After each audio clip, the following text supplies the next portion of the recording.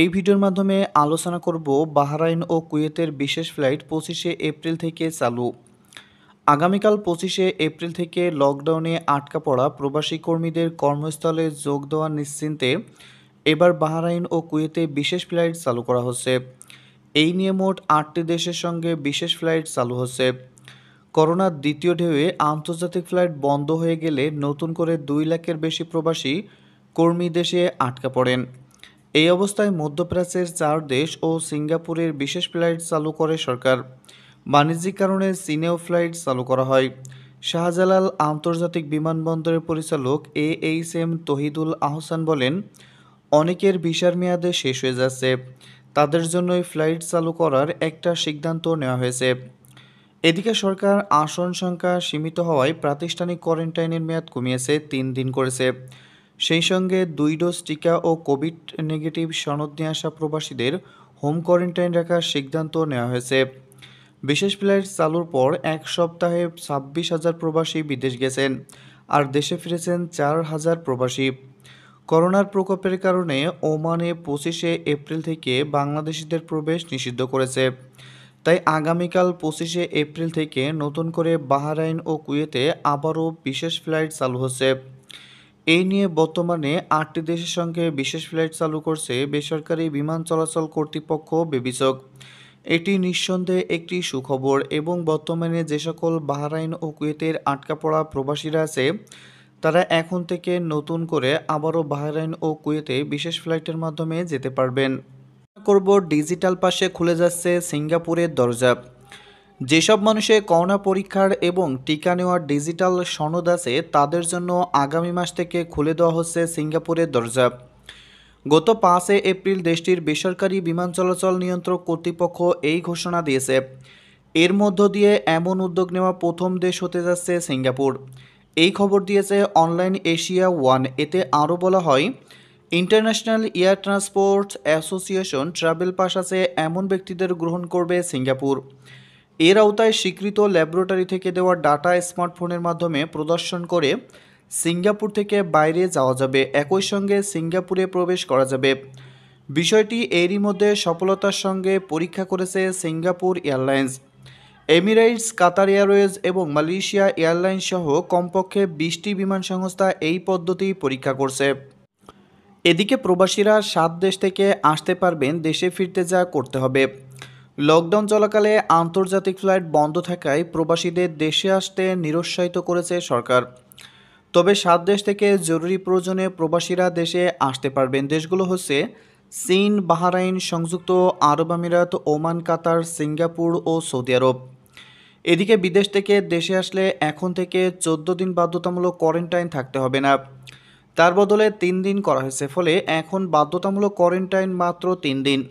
তবে যাদের করোনা 2টি ভ্যাকসিন নেওয়া আছে এবং করোনা নেগেটিভ সার্টিফিকেট আছে তাদের প্রাতিষ্ঠানিক কোয়ারেন্টাইন থাকা লাগবে না, তারা বাড়িতে যে 14 দিন কোয়ারেন্টাইন থাকবেন। স্থানীয় প্রশাসন তা নিশ্চিত করবে। যাদের করোনার ভ্যাকসিনের একটি ডোজ নেওয়া আছে কিন্তু দ্বিতীয় ডোজ নেননি এবং তাদের করোনা নেগেটিভ সার্টিফিকেট থাকলেও 3 দিনের বাধ্যতামূলক প্রাতিষ্ঠানিক কোয়ারেন্টাইনে পাঠানো হবে। তাদের দেশে আসার পর আবার করোনা টেস্ট করা হবে, তাতে নেগেটিভ রিপোর্ট আসলে বাকি 11 দিন বাড়িতে গিয়ে কোয়ারেন্টাইন থাকবেন। বেসরকারি বিমান চলাচল কর্তৃপক্ষ বেবিচক শুক্রবার সন্ধ্যায় নতুন এই সিদ্ধান্তের কথা জানিয়েছে। এই সিদ্ধান্ত শনিবার থেকে কার্যকর হয়েছে। বেবিচক জানিয়েছে, ভারত থেকে কেউ স্থলপথে এলে তাকে বাধ্যতামূলক প্রাতিষ্ঠানিক কোয়ারেন্টাইন 14 দিন থাকতে হবে। আগে আকাশপথে এলেও 14 দিনের কোয়ারেন্টাইনের নির্দেশনা ছিল। এদিকে উত্তরা দিয়াবাড়ি আইসোলেশন সেন্টার ও ব্র্যাক ট্রেনিং সেন্টারে প্রাতিষ্ঠানিক কোয়ারেন্টাইনের ব্যবস্থা করা হচ্ছে। সশস্ত্র বাহিনী বিভাগ একটি 600 সিটের প্রাতিষ্ঠানিক কোয়ারেন্টাইন সেন্টার করবে বলে জানিয়েছে বেবিচক। ও ভিসা আকামা মেয়াদ অনুযায়ী অগ্রাধিকার পাবেন বিমানযাত্রীরা। শনিবার 17 এপ্রিল থেকে বিমান চলাচল শুরু হয়েছে। ভিসা আকামার মেয়াদের উপর ভিত্তি করে বিমানযাত্রীদের অগ্রাধিকার দেওয়া হচ্ছে। যেই যাত্রীদের ভিসা বা আকামার মেয়াদ আগে শেষ হয়ে যাবে তাদেরকে বিমানযাত্রী হিসেবে অগ্রাধিকার দেওয়া হচ্ছে। বৃহস্পতিবার আন্তঃমন্ত্রণালয় সভায় এই সিদ্ধান্ত নেওয়া হয়েছে। আন্তঃমন্ত্রণালয়ের সিদ্ধান্ত অনুযায়ী 17 এপ্রিল থেকে 5টি দেশের সাথে বিমান চলাচল শুরু হয়েছে। বিমান বাংলাদেশ এয়ারলাইন্স ও সংশ্লিষ্ট দেশের ন্যাশনাল ক্যারিয়ার বিশেষ ফ্লাইট পরিচালনা করতে পারছে। সৌদি আরব, সংযুক্ত আরব আমিরাত, ওমান, কাতার ও সিঙ্গাপুর যেতে ইচ্ছুক প্রবাসী কর্মীদের মধ্যে যাদের প্রবাসী কল্যাণ ও বৈদেশিক কর্মসংস্থান মন্ত্রণালয়ের ইস্যু করা বিএমইটি ক্লিয়ারেন্স রয়েছে, তাদের বিদেশ গমনে অগ্রাধিকার দেওয়া হচ্ছে।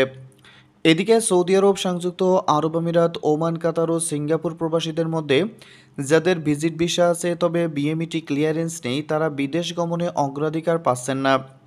বিগত 3 দিন ধরে যে সকল বিদেশগামী যাত্রীদের টিকিট কাটা সত্ত্বেও বিদেশ যেতে পারেননি, তাদের বিমান বাংলাদেশ এয়ারলাইন্স বা সংশ্লিষ্ট দেশের ন্যাশনাল ক্যারিয়ার বিশেষ ফ্লাইটের মাধ্যমে বিদেশে পাঠানোর ব্যবস্থা গ্রহণ করেছে।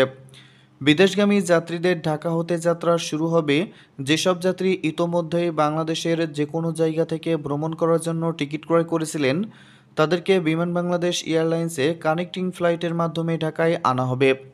তারপরে তাদেরকে ভিসা আকামার মেয়াদ অনুযায়ী তাদেরকে বিভিন্ন দেশের ফ্লাইটে পৌঁছানো হবে। এদিকে সম্মুখ সারিতে থেকেও স্বীকৃতি নেই বাংলাদেশ বিমানের পাইলটদের। করোনা ভাইরাসের ভয়াবহতা বিবেচনা করে পালাক্রমে অর্ধেক জনবল বা মাসিক নির্ধারিত কর্মঘণ্টা অর্ধেক করে ফ্লাইট পরিচালনার দাবি জানিয়েছেন বিমান বাংলাদেশ এয়ারলাইন্সের পাইলটরা। তারা বলছেন, করোনা মহামারীকালে সম্মুখ সারির যোদ্ধা হিসেবে তারা স্বীকৃতি ও মর্যাদা পাননি, কিন্তু দায়িত্ব পালন করেছেন সম্মুখ সারির যোদ্ধা হিসাবেই। তার উপর আবার কাটা হয়েছে বেতন ভাতা, আবার দায়িত্ব পালন করতে হয়েছে অতিরিক্ত কর্মঘণ্টা।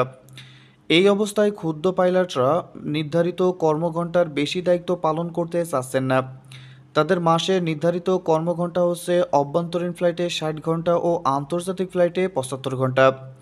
এইসব বিষয়ে বাংলাদেশ এয়ারলাইন্স পাইলট অ্যাসোসিয়েশন বাপা পক্ষ থেকেও 16 এপ্রিল বিমান কর্তৃপক্ষের কাছে চিঠি দিয়েছিল তাদের হতাশা ও দাবির কথা জানানোর জন্য। পাইলটরা বলেছেন, করোনা সংক্রমণের কারণে সরকারি বেসরকারি প্রতিষ্ঠানে প্রথমে অর্ধেক কর্মী দ্বারা অফিস পরিচালনা করতে সরকারি নির্দেশনা আছে, তেমনি তাদের ক্ষেত্রেও পালা করে দায়িত্ব পালন বা মাসিক নির্ধারিত কর্মঘণ্টা কমিয়ে আনা হোক। পাশাপাশি আন্তর্জাতিক ফ্লাইট পরিচালনা করার ক্ষেত্রে যথাযথ প্রাতিষ্ঠানিক কোয়ারেন্টাইন ও পরিবারের চিকিৎসা ভাতার ব্যবস্থা করা হোক।